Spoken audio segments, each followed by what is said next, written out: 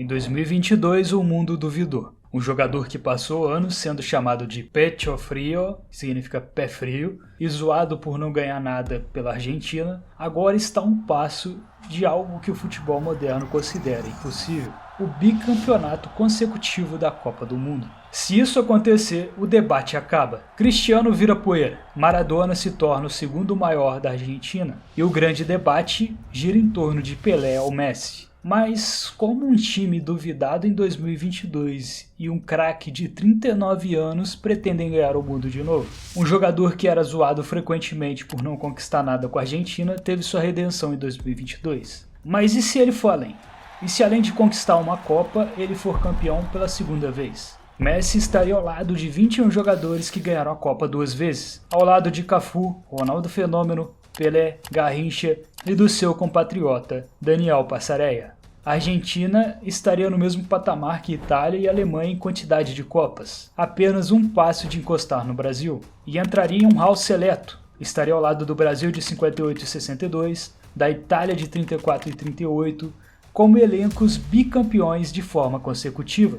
Mas sejamos honestos, estamos falando de esportes completamente diferentes. Aquelas eram seleções lendárias, sim, mas o futebol era outro. O jogo era mais cadenciado, os espaços generosos, e o jogo físico não era nem de longe o fator decisivo que é hoje. Em 62, o talento puro ainda conseguia mascarar uma preparação física mediana. Hoje, o futebol é uma guerra de milímetros. No futebol moderno, o vigor atlético é levado ao limite, o espaço para pensar é nulo, e a intensidade é sufocante durante os 90 minutos. Ser bicampeão nos anos 30 ou 60 era uma façanha. Ser bicampeão em 2026, na era dos robôs de Guardiola e da análise de dados, é um milagre tático. Nenhuma seleção do século XXI conseguiu. O time campeão geralmente perde o apetite, o técnico se torna refém das suas próprias ideias, e o elenco envelhece diante dos nossos próprios olhos. Vimos isso com a França de 2002, eliminada na fase de grupos, o vexame do Brasil de 2006 e a eliminação precoce da Alemanha em 2018. A França chegou muito próximo em 2022, mas também não conseguiu.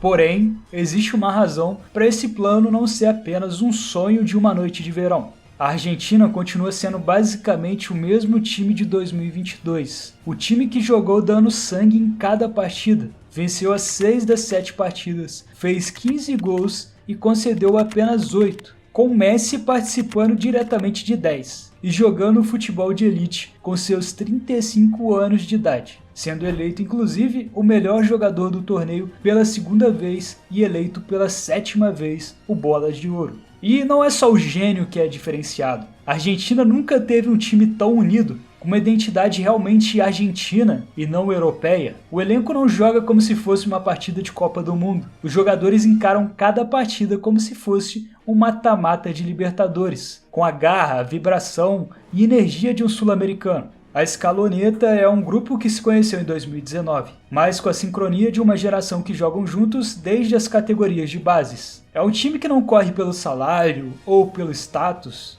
mas sim pela união, como uma verdadeira família. Eles ensinaram ao Messi o que é ser um argentino de verdade no campo, provocando, fazendo jogo duro e, acima de tudo, sendo letal quando precisa. Quando você vê o De Paul dar um carrinho, o Otamendi encarar um atacante ou o Dibu Martínez provocar um jogador, você não está vendo apenas tática, você está vendo sangue sul-americano fervendo. É por isso que eles não relaxam. É por isso que o salto alto não entra nesse vestiário. Para eles, a Copa do Mundo é apenas a maior Libertadores de todas. A Argentina deitou e rolou nas eliminatórias, terminou absurdamente isolada na liderança, na frente do Brasil e jogando um futebol encantador, atropelando quem aparecesse na frente. Nas eliminatórias, Messi continuou sendo muito decisivo, marcou gols e deu assistências. Scaloni encontrou um ponto de equilíbrio, com algumas estrelas de um lado da balança e jovens buscando seu lugar ao sol do outro lado. O que torna muito interessante essa seleção é o fato de terem jogadores muito jovens, que garantem a velocidade, a intensidade e principalmente o sangue nos olhos. No gol, um paredão, o goleiro do Aston Villa, o cara que parece tomar 3 latas de Red Bull antes de entrar em campo, sempre alugando um triplex na cabeça dos adversários. uma arma da guerra psicológica. E não é só de maluquices que vive o Emiliano Martínez. O goleiro é muito seguro. Vimos muito bem isso na Copa do Catar, naquele lance que foi um ponto de inflexão no multiverso do futebol. E também nas penalidades. O impacto do Dibu foi tão grande que a FIFA precisou mudar as regras para os goleiros nos pênaltis. Ele não é apenas um pegador de pênaltis, ele é um terrorista psicológico. Ele sabe que se a partida for para os pênaltis, a Argentina já começa ganhando de 1-0 no mental. Em 2026, Dibu parece viver um momento mágico. É o jogador mais bem pago do elenco, o herói da torcida, com números impressionantes, como 7 jogos sem sofrer gols, 76,5% de taxa de defesas, um dos principais responsáveis pelo impressionante terceiro lugar do Aston Villa na tão competitiva Premier League. Na zaga temos Cuti Romero e Lisandro Martínez e Otamendi na reserva. Cuti Romero e Lisandro Martínez não são zagueiros, são seguranças de boate. Eles jogam com o regulamento debaixo do braço, mas com o pé sempre no limite. Na Premier League eles aprenderam a antecipação agressiva. Se o atacante respira, o Cuti Romero já está no pescoço dele. Essa cozinha argentina permite que o meio de campo jogue de terno, porque sabe que atrás deles existe uma linha de frente que prefere levar um cartão vermelho do que ver o Messi machucado dentro de campo. Otamendi ainda é um general da zaga, principalmente para jogos físicos e aéreos, mas divide minutos com o resto do elenco. Na lateral direita, Nahuel Molina, um lateral moderno, rápido e com fôlego infinito, que infiltra na área adversária quando menos se espera, como vimos no gol de 2022 contra a Holanda. Gonzalo Montiel traz a raça característica de um jogador do River Plate, faz ótimos cruzamentos e bate pênalti como ninguém.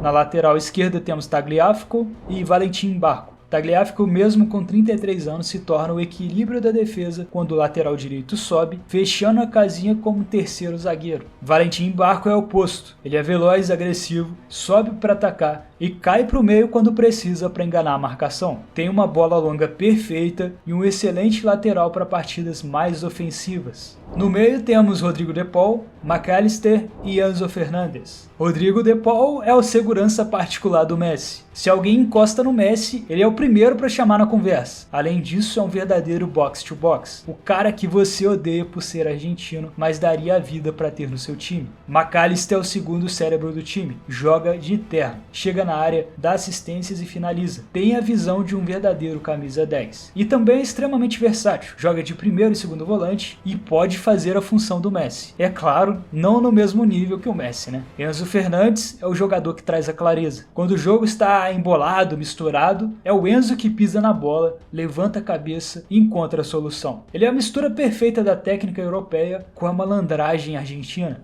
No ataque temos Julián Álvares, Lautaro Martínez e Alejandro Garnacho. Julián Álvares é um bom atacante, sabe jogar como um 9 clássico ou caindo para o lado, e também é considerado o primeiro defensor do time. Pressiona a saída de bola como um louco, uma peça fundamental para o futebol de hoje. Lautaro Martínez é um cara do contato. Se o jogo depende do corpo a corpo, é com ele mesmo. Lautaro é mestre de ganhar no corpo e finalizar de primeira. Jogou machucado contra o Barcelona na semifinal da Champions 24-25 e fez um gol. E continua sendo o principal nome da Inter de Milão, chegando à marca de 20 gols na temporada. Alejandro Garnacho é o ponta que joga no 1 contra 1. Ele busca a linha de fundo, usa velocidade e tem aquela audácia. E até um pouco de marra também. E o que falar de Lionel Messi? Ele é o capitão que mais jogou pela Argentina, o maior artilheiro e assistente. Vai jogar sua 6ª Copa do Mundo. Em 2025, jogando nos Estados Unidos, teve números absurdos. Em 49 jogos, marcou 43 gols e deu 26 assistências. Levou o Inter Miami à sua primeira MLS e foi eleito o melhor da competição. A Argentina chega em 2026 como favorita, por um motivo que desafia a lógica do futebol. Lionel Scaloni ignorou a frase mais perigosa do esporte: time que está ganhando não se mexe. O treinador não sentou sobre os louros do Catar. Pelo contrário, ele analisou os erros, deixou a disputa de posição viva e injetou sangue novo. Enquanto a Espanha de 2010 e a Alemanha de 2014 se transformaram em museus e foram eliminadas precocemente, a Argentina se transformou em um laboratório de alta performance. O grupo não relaxou. Não existe salto alto quando os veteranos da equipe são os primeiros a dar o carrinho.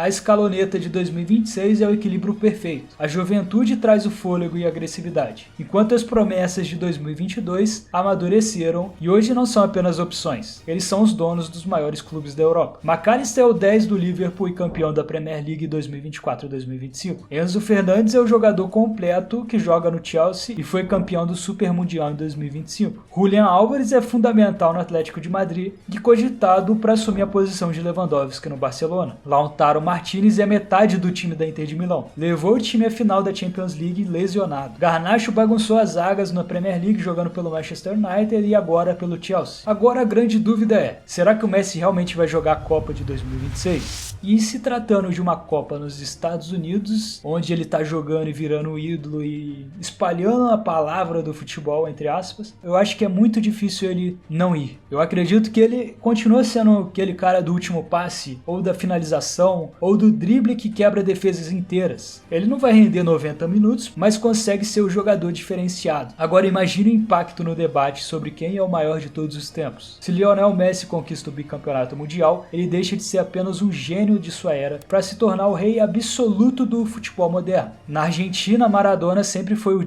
Deus, porque ele praticamente venceu 86 sozinho. E Messi nunca teve uma identificação tão grande com o povo argentino, por sempre ter jogado no Barcelona. Em 2022 isso mudou. Messi adotou o estilo meio rebelde de Maradona e virou ídolo. Chegou a empatar com Maradona na admiração dos hermanos, e se for bicampeão, aí esquece, meu amigo. Messi, além de ter mais copas, ele foi um jogador muito mais consistente, sem muito drama pessoal e sem muita polêmica, que mancharam inevitavelmente a imagem do El Pibe de Oro. E os fãs de Cristiano Ronaldo? Eles entrariam em colapso, meu amigo. A maior rivalidade do futebol teria um momento de checkmate, apesar de que o Cristiano Ronaldo é o maior atleta do futebol. Isso é inegável. Ele sempre foi o cara que mais trabalhou duro, tem um físico impecável e uma obsessão assim acima da média pelo futebol. Quase 1000 gols na carreira, mas com 2 Copas do Mundo o debate acaba. O que separa eles hoje, por exemplo, é um troféu. E se existisse mais um, o Messi deixaria seu rival comendo poeira. A distância entre os dois seria um abismo. Ou agora outro que se reviraria no túmulo é o Rei Pelé. Se o futebol é uma monarquia, Pelé sempre foi o rei. Já compararam ele a Di Stéfano, Sivori, Maradona e Messi. Ele dizia que ainda não decidiram quem era o seu maior rival. Ele morreu blindado pelas suas 3 taças mundiais. Mas em 2026, o roteirista do futebol pode agitar os maiores programas esportivos. Se Lionel Messi levantar a taça nos Estados Unidos, a comparação que Pelé não gostava se torna inevitável. Se Messi conquista o bicampeonato consecutivo em 2026, o argumento da distância entre os dois desaparece. A discussão deixa de ser baseada em nostalgia e passa a ser baseada em evidências. Messi vencendo em 2026 prova que é o gênio que dominou a era mais difícil e física do esporte. Para muitos, ele se tornaria maior que o próprio Pelé. Enquanto Pelé foi o cara que fez mais de 1000 gols, Messi em 2026 é o maior artilheiro da Argentina, o maior assistente da história. Ele estaria vencendo a Copa à beira da aposentadoria, mas com a mente de quem já zerou a vida. O mundo veria um homem de quase 40 anos carregar uma nação ao bimundial. Isso criaria uma imagem tão poderosa que o trono de Pelé, pela primeira vez desde 1970, começaria a tremer de verdade. A frase de Pelé envelheceria como leite, e o futebol de Messi como vinho. O cenário não poderia ser mais cinematográfico. A Copa do Mundo nos Estados Unidos, a nova casa de Lionel Messi. Estamos diante do The Last Dance, a última dança, no país do entretenimento, de Hollywood. E existe uma rima histórica aqui. Nos anos 70, o Rei Pelé atravessou o oceano para jogar no New York Cosmos. Ele foi o missionário que plantou a semente do futebol na terra do basquete e do futebol americano. Mas se Pelé começou essa história, Messi está aqui para dar um desfecho de Hollywood. Vencer em solo americano diante de um público que aprendeu a amar o soccer